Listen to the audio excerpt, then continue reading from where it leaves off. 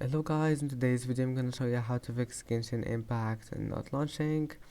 Easy and quick. If you want to fix this problem, all you need to do first just click here, type background apps,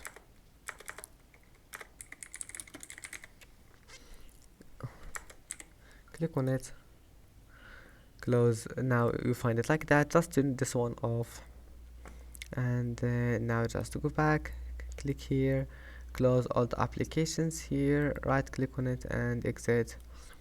And after that, try to launch Genshin Impact, and if that doesn't fix your problem, now restart your PC, and after that right click on your desktop, NVIDIA control panel, and once you're here, click use my preference and move it to performance, and then click apply, and that's it.